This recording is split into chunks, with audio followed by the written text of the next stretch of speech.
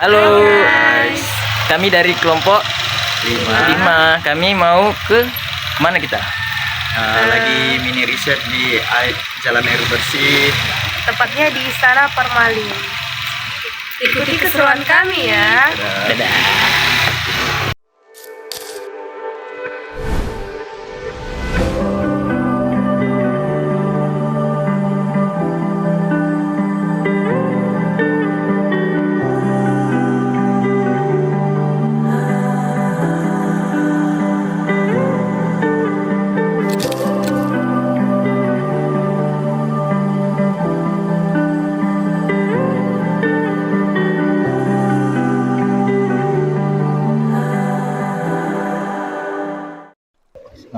Baik, selanjutnya ini pertanyaan dari kami ya Pak. Soalnya kayak kami itu beda judul dengan mereka sih.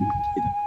Dimana judul kami ini tentang kehidupan keagamaan komunitas Parmalim yang ada di sini dalam lingkungan sosial masyarakatnya gitu. Dimana pertanyaan kami yang pertama nih, bagaimana sih Pak komunitas Parmalim ini menjalankan ritual keagamaan di ruang publik? Ya kami nggak ada beragama di ruang publik. Oh nggak ada ya, berarti Nggak ada. cukup di sini aja. Ya gitu? kami di sini aja. Artinya kami nggak pernah beribadah di jalan, nggak. Yang ruang publik itu kan jalan maksudnya kan lapangan merdeka kan itu kan. Kami belum pernah di ruang umum. Tapi ya memang pernah juga kita diundang, misalnya buat memimpin doa. Ya itu ya biasa aja gitu. Seperti saya sendiri pernah diajak memimpin doa untuk pelantikan kan gitu. Ya kalau itu kan memang udah protokoler kan, nggak ada yang mengganggu lah pada saat seperti itu gitu.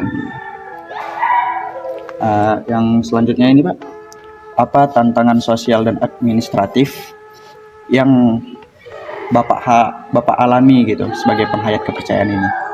Yang pertama kan di undang-undang sekarang kan masih menyatakan 6 agama kan gitu.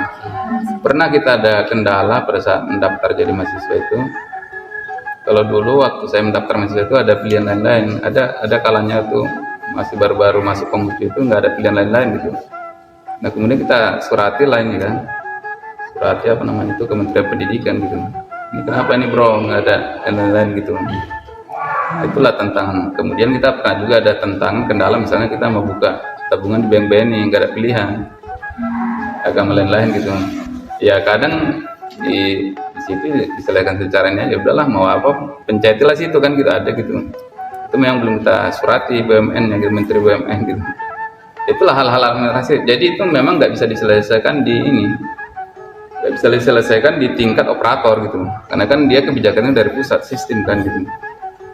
Tapi kalau administrasi pendudukan ya syukur alhamdulillah puji Tuhan tidak ada kendala sejauh ini. Terhadap sosial kayak diskriminasi gitu masih ada atau enggak ada? Diskriminasi ya kurang lebih sama lah. Kalian pernah merasa diskriminasi nggak? Kalau kalian pernah merasakan karena kalian kecil di Medan ini, kami juga pernah merasakan gitu. Di ruang sosial, di Facebook kan sama kan, kalian didiskriminasi kami juga gitu. Itu aja kalian apa yang kalian rasakan? Salah satu caranya itu paling cepat itu beli Pajero sama Alphard gitu. Begitu kita naik Alphard sama Pajero nggak ada diskriminasi gitu. Itu masalah ekonomi gitu. Langsung dipanggil ketua. Nah itu kan, itu salah satu makanya ekonomi gitu. Kalian masa naik sepeda motor, kalian ajak saya naik Pajero kan nggak cocok kan? Kalian pun sendiri kan nggak cocok gitu. Itulah yang perjuangan kita di ekonomi. Gitu. Kita mau beli rumah, kawan kita ada bangun rumah seperti tadi kan, beli rumah dia bangun 2 lantai itu lebih cepat daripada berkor-kor saya pengikut dari ini, Tuhan saya Maha Kasih Maha Agung itu lebih cepat gitu, survive-nya lebih cepat. Kita bangun perusahaan ada 3.000 karyawan kita udah itu lebih cepat gitu. Menurut kami, nggak tahu dari kawan-kawan ya, mempertahankan Kristen kan nggak tahu lah metode kalian apa dengan khotbah di atas bukit kan nggak tahu juga, metode kan beda-beda. Baik Pak, selanjutnya bagaimana masyarakat sekitar di sini itu memahami atau merespon keberadaan komunitas Parmalim ini Pak? Ya periodenya tadi kan itu tadi. Kalau sekarang itu ya kami sangat sangat apa namanya, orang itu Harum lah sekarang. ada orang itu ada acara kita diundang, kita acara di sini ya itu tadi, bahkan kita tempatkan dia sebagai pengetua di sini, sebagai raja huta gitu. Selalu kita kalau tahu Jambar bahasanya dia apa itu, kita kan Natutuni Huta katanya, Pak Purbala terima itu kan gitu. Tapi karena Pak Jero itu juga itu, itu lebih diakui. Ekonomi semua. Iya.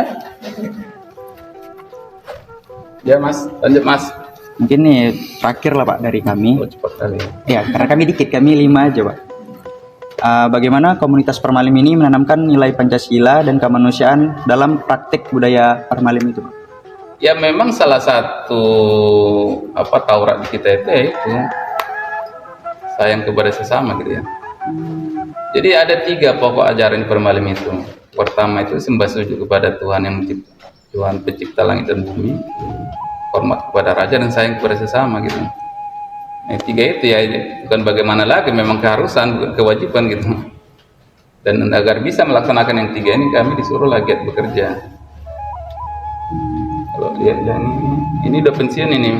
Apa pensiunnya dari negara ini 6 juta sebulan, 8 juta sebulan, tapi apa dia berkebun dia bahasa Mesir. Ini pensiunan pegawai negeri, tapi dia itulah karena dia amalkan patuh itu tadi Taurat itu. Dia bukan lengkang-lengkang, sebenarnya dia enggak, kalau hanya untuk kebutuhan pokok dia enggak perlu dia sampai ke Samosir sana lagi dia. Itulah dia, karena dia tanamkan ya rajin lagi, dia buka lahan lagi sana tanam jagung. Ya itulah kira-kira Mas. Kalau dia itu bukan bagaimana, tapi itu kewajiban sayang kepada sesama ya. Kerja mana mungkin hampir sama dengan di Taurat di Matius dia. Bagaimana kita apa namanya jangan menghakimi sebab kita jangan dihakimi kan gitu. Sebab penghakiman yang kita buat kepada orang lain akan diberikan juga kita gitu. Oke. Jadi emang saya ini kan penasaran sama karena bilang tadi kalau misalnya dia negara banyak liburnya, boleh nggak tahu itu apa aja acara besar? Ya acara besar kita kan ya mungkin skala Natal kita nanti di bulan 2 nanti ada. Jadi kita itu ada 7 upacara di Permalim, tapi 2 acara akbarnya itu yang keseluruh orang Permalim itu berkumpul gitu. Tahun baru, kemudian nanti upacara syukuran akbar gitu, Sipah 5. Itu gimana sih Pak? Sipah 5 itu ya upacara, kalau baca di apa perjanjian lama upacara Salomo lah gitu. Dia apa memberikan apa namanya kurban bakaran kalau kita. Baca kitab Salomo. Nggak Kristen kita. Saya dulu paling sering itu kurban Salomo kan. Raja yang berhikmat katanya. Baca-baca juga lah sedikit. Raja Salomo bukan Salomo aja, harusnya Raja. Iya Raja Salomo. Kan ada kitabnya itu kan. Itu 2 kali kan. Jadi ini jadi ke Cair. Jadi maksudnya gini, kalau nanti kalian jadi pejabat, kan Permalim sekarang ini kan belum banyak ya, artinya belum nggak sampai lah 1 juta kan gitu umatnya kan. Kalau sampai ini dilegalkan agak repot juga gitu. Jadi emang misalnya kalau yang saya tahu sendiri ya, itu kalau mungkin orang Batak semua, bisa nggak dari orang luar Batak? Ya sekarang ini kita ya macam-macam ya, orang Prancis pun ada Permalim, orang Jepang juga ada. Orang Irlandia juga ada. Orang Australia juga ada. Jangan kan hanya suku di Indonesia. Belgia juga ada, orang Sekar juga ada. Ya memang kita dominannya Batak Toba ya. Ya mungkin Batak lah dibilang Toba atau apa, karena lagi perdebatan juga kan masalah Batak. Jadi kalau misalnya ibadahnya itu pakai bahasa Toba? Ya Toba ya. Kami sih bilangnya Batak ya, bukan Toba ya. Oh, Batak. Mungkin sekian dari video kami. Sampai jumpa. Dadah.